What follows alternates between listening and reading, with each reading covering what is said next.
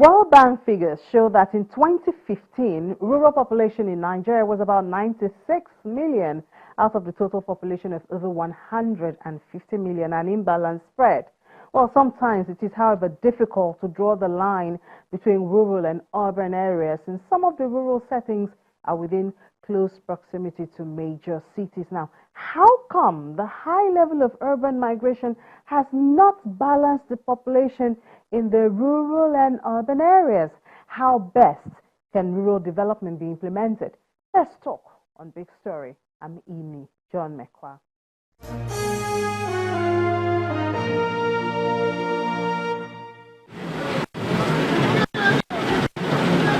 Roads that have hardly been given any attention.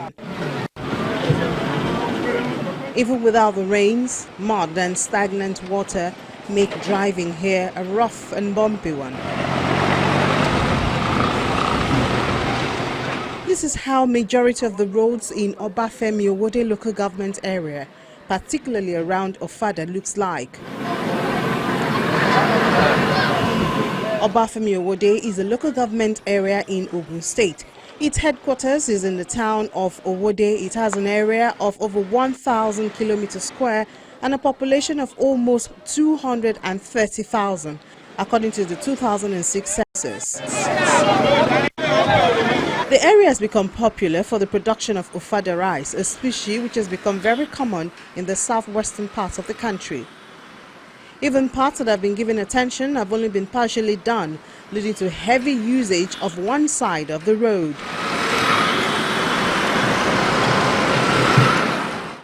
Like the road channels to Bisodu, Elewuru and the UGOCHUKWU villages are not motorable. Even the bike is manageable, which makes the price of the bike increases, and it's very hard for the people in there to go into their villages. And different from that side, from Ofada, like from Owode, Ofada to Mowe, the abandoned project there is what is causing incident, because it's only one lane that both motors, the one coming and going, they are passing. So it's causing much incident on that road. So if they can help us to finish the second lane, so it won't be, I think the incident will reduce. What they will have in this place is a police post, which is not supposed to be. The town is bigger than what the station is. So what they should be doing is, if they should have securities going around, I think we will be more safer than what is happening here.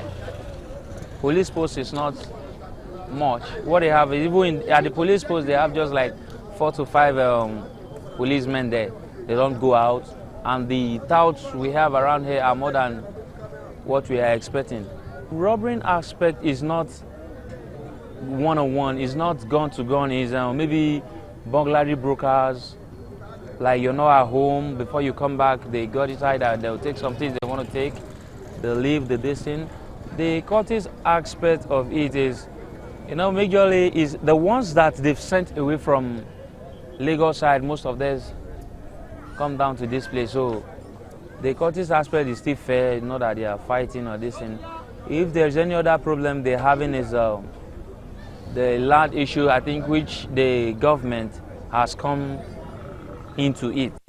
Many have warned that the insecurity faced by residents in rural areas can easily spread to the urban areas, especially because some of these rural settings are situated in the heart of the cities.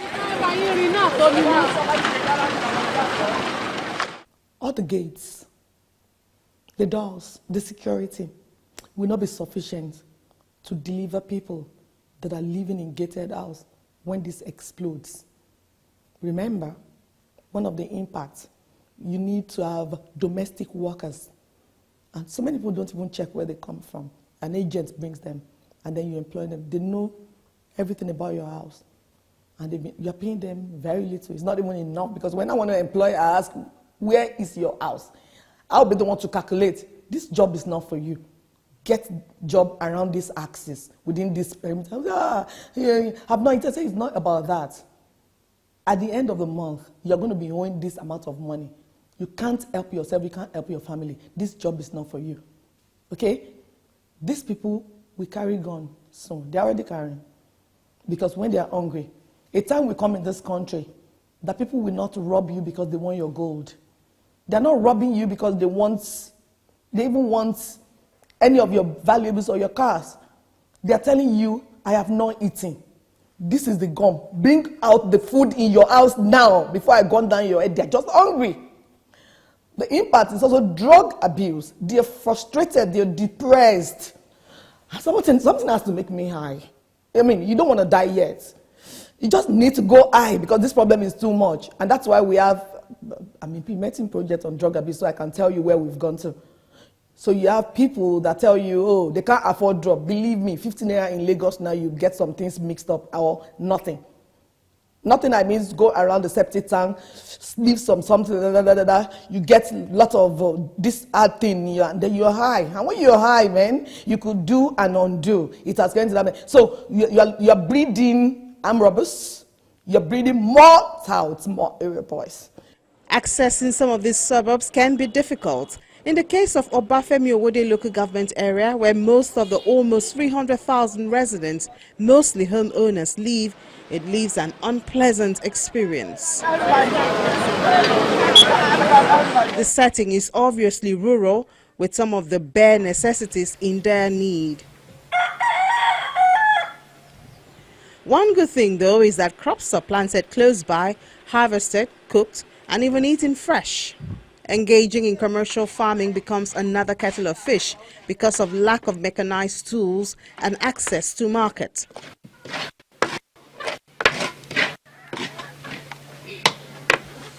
Buildings here are largely mud houses. Hard to believe that this is less than 100 kilometers from the ever-busy Lagos-Ibadan Expressway, which leads to the commercial capital of Nigeria. They lack government presence, no hospitals, roads. They are not even connected to the national grid for electricity. For water, they depend on the rain or a stream in the interior part of the community. This is where clothes are washed.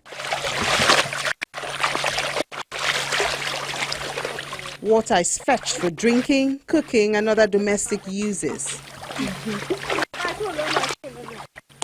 The challenge of lack of potable water is not peculiar to Obafemi Owode local government area.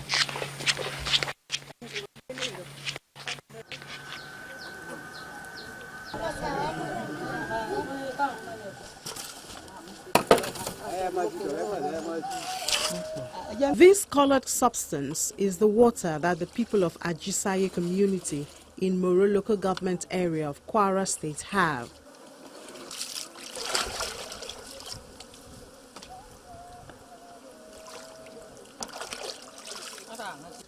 This is what is used for drinking, cooking, washing, bathing, and every other use of water.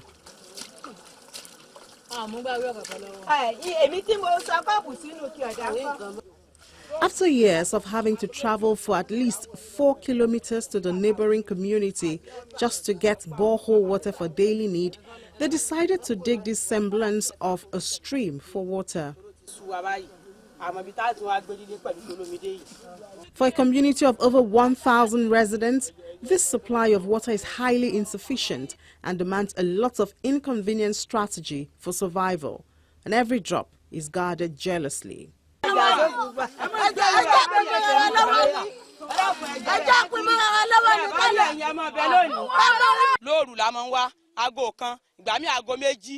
Kọ́ra àwọn ẹlòmíì ẹni tó bá yẹ yára tó bá yẹ dìde láago mẹ́ta náà ní orí kéèkan pọn ẹni tó bá sì dìde láago mẹ́ta kò ní rí kankan pọn yọmọ bẹ́ẹ̀ lásán ni. Àwọn tó bá sì wà láàárọ̀ wọn ní romi mọ́ ẹni tó bá sì wà láago méjì ẹni tó bá ti ríre ọ̀pá rínú bẹ́ẹ̀ yọ̀kan lọ bá rí lóru kò sí kankan mọ́. Bá a ṣe wà yí gbogbo àwọn ọmọ wa nísìnyí wọ́n lọ léèwé láàárọ̀ yìí nísìnyí wọn ò romi tí wọ́n fi wẹ̀ tí wọ́n fi lọ léèwé wọn ò romi wọ́n kàn lọ léèwé lásán ni. Àrómi mu àrí kan ṣe oúnjẹ gan dàbí àgbà kan gbà tàbá romi pọn bó làwọn ọmọ wa ṣe fẹ́ jẹun wọn jẹun láàárọ̀ yìí tí wọ́n fi lọ léèwé. Kọ́rọ̀ mọ̀ mi láàárọ̀ yìí owó oúnjẹ tí mo fún ọ ẹkún lóṣù tó fi lọ láàárọ̀ yìí nígbà tí wọn ò romi tí wọn ò mú ìsì àrómi tá fi dáná náà ni. This is a community where the people will wake up as early as 4 a.m. to go to one spring that they even dug on their own to get water. They also told us at times at 12 midnight they have to go there because if they don't do that, cattle will come and enter the water So they had to do a small fence with wood around that water so that they can protect it.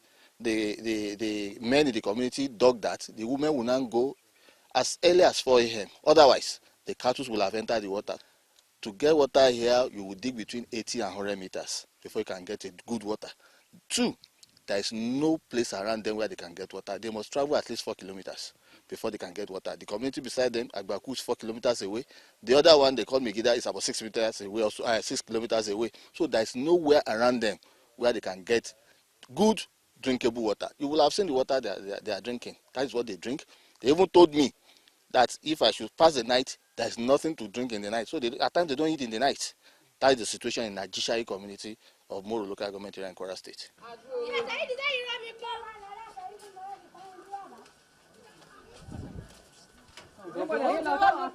In the community, it is obvious that water is golden and the meager resource is scarcely used.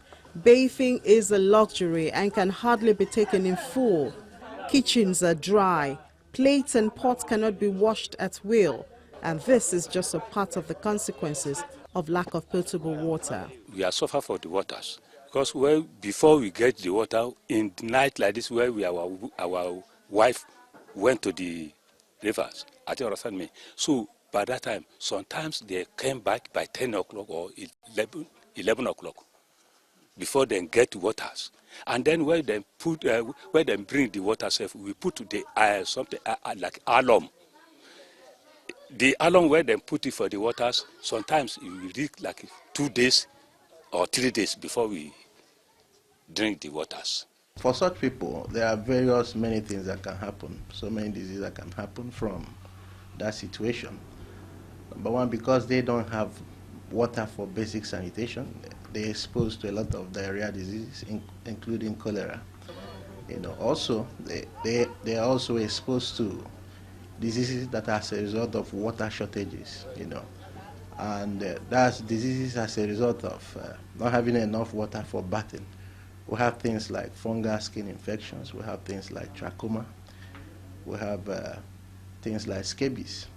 So these diseases happen when people don't have enough water to bath, to wash their clothes, and when you don't have enough water to wash hands, because one of the very important things that we've noted that can actually break the transmission of many diarrhea diseases, it's just simple hand washing. But when people don't have enough water for even to drink, so washing hand becomes a luxury. So you find out that in those areas, I can bet you that so many children are dying from diarrhea diseases. And it's good for us to know that in the world, diarrhea disease is the second leading cause of death in children under 5. So you can imagine what is happening in that kind of locality where there is no water for even drinking, then talk less of the basic sanitation that we are talking about. So these are the things that can be happening in that community.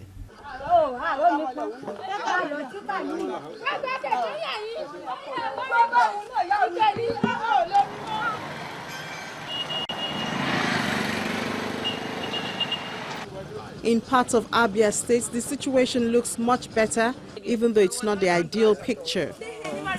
This stream looks cleaner, but it still serves more purposes than it ought to. I drank the water the first day I came, and like I drink it now. So, and we also swim here, wash our clothes and other things. If you find out some of the outbreaks of cholera we've had in the past, it normally happens when we have flooding, and because a lot of people still practice open defecation, and we have flooding, the feces is washed into their streams of water, and they drink from that same source. There is an outbreak. So those people are at risk of having cholera, having diarrhea diseases. Coming to the issue of immunity you talked about, of course, the older ones who are there in that community, because they've survived it, over a long period of time, they've developed some measure of immunity, but they are still at risk. But the people who are most vulnerable are the children under 5, because their immune level is still low. The immune status, their body defense is still very low. So you find that children are most at risk, of coming down with diarrhea disease, which is it's a very killer disease. Like I've mentioned, in the whole world, it's the second top killer among children under 5. So in that kind of community, I know children will be most vulnerable to that kind of practice, where people use this same source for drinking, for bathing. Even I can tell you, some people also use it for, as their means of passing stool, disposal of stool. So these are the things that happen in that kind of community, which is very dangerous.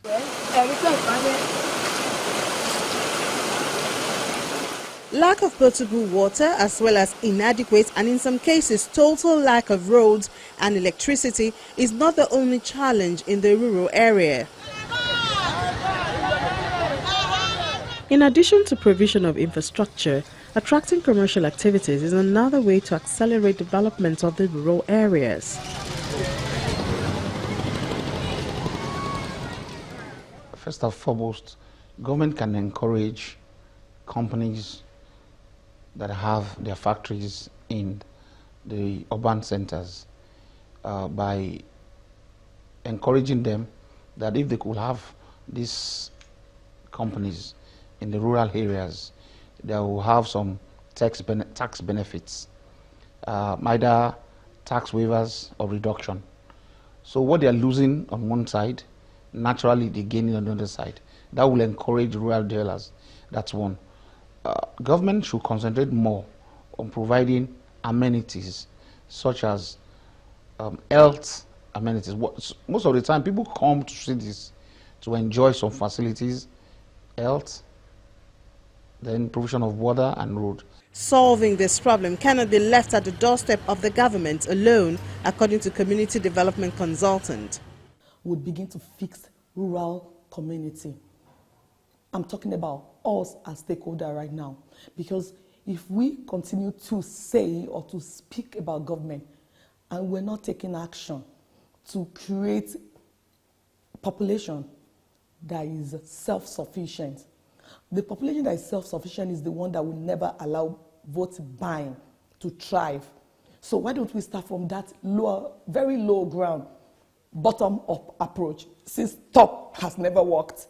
So let's do the bottom and begin to create movements of farmers, movement of entrepreneurs, movement of market leaders, movement that you're not just telling them to come to market meeting and hear grammar, but you are putting tools in their hand. In another 11 years, if you can sustain this by creating those stakeholders in different communities, start from one state, expand to the region, maybe southwest, southeast, begin to expand by not 2023, by 2027, you're going to have some group of people who are learned without coming to school. They have knowledge of their environment. 4 years, 2031, you can produce a great leader. That all of us, from the stakeholder, can now put ourselves together, press button and say, look, we have actually been able to identify one man. It has nothing to do with ethnic, religion. Nepotism is not existing in this. We're just saying this leader is from Akwa Ibom. This one is from Kano. He's one of our movement leaders. And if we vote, this person will continue to use this model to empower this nation. Who are these stakeholders you're talking about? Stakeholders, me, you, of course me. I'm a stakeholder in this because I'm wired to think about Nigeria. I'm a Nigerian addict. So we know how to put all of these people together. They are educators. They are trainers. They are private sectors. They are in a value chain, agricultural value chain producers. They are all there. They are the stakeholders. What are they doing? They are making profit. You are creating a model that enables those even stakeholders to make even more money while solving social economic problems. Now, we're making social impact. They are generating money, economic growth. And then your stakeholders are now involved in the system of fixing. As they are fixing, remember they are business people. and then you are bringing them back to make more money. Because the more you populate the villages, the small communities, the more money you make as producers, because you have more people to buy your produce. It becomes like a network marketing thing within the stakeholder group. Mr. Bismarck Ruwani brings into the picture the perspective that everyone does not have to live in the urban center. We're 3 regions in Nigeria. We went to 4 states. We went to 12 states. We went to 19 states, and we went to 36 states. And then we now have 774 local governments, right, in the country. So I believe, and I would suggest respectfully, that each of these local government headquarters is more or less an urban area. So rather than having 12 cities in Nigeria, we now have 774 cities in a country like that. So if you divide 774 by 12, you will see that we have actually grown by over 1,000% in terms of urbanization. If urbanization is the key, then we have done that. But how do we make these urban areas to have a higher, almost equal or higher income per capita, standard of living and all that? And how do we make them clusters of production so you begin to produce in these areas, and the entire country, from in aggregate terms, we see that Nigeria is better off whether we are urbanizing or, if we are becoming more rural. Mr. Ruwani maintains that the suburbs offer a better life. Let us understand something. The urbanization of a society is not necessarily a good thing, right? If your characterization of urbanization is facilities, even in the villages across the world, right, in the rural areas across the world, they have all the facilities now, with internet facilities, with solar energy, with train, railway, and all of that. So you can be, the definition of a rural area is that you still maintain your traditional values. You still have, you have a lot of space. The space between one house and the other is, right, you can open your windows. You don't need burglar proof. You don't need air conditioning because everything, and you have a farm behind your house and you can grow. But if you have internet access, if you have mobile telephones, if you can use your computer, if you can have electricity and you can watch satellite TV, you don't need to be in the city and to suffer all that congestion. You can do everything. And now with remote working, that is, you can work from home.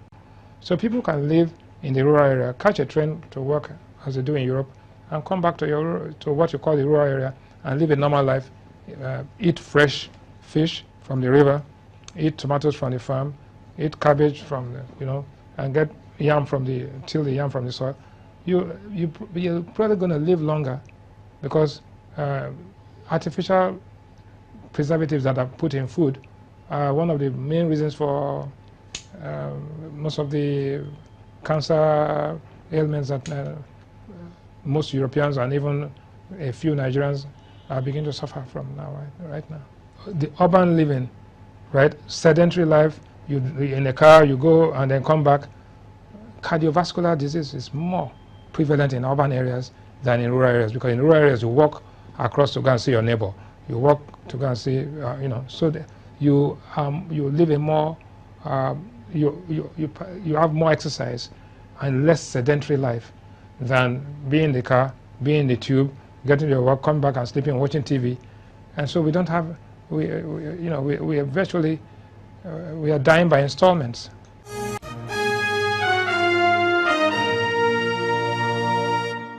So urbanization has different faces. One type is in the big cities and another in the suburbs. What is most important is that there is a respectable standard of living, irrespective of the part of the country, and that, according to experts, should be the pursuit of the government of the day. That's our story. Please share your thoughts and questions with us on our social media platforms, and please watch Big Story at any time on youtube.com/channelsweb. Thank you for watching. I'm Ini John Mekwa.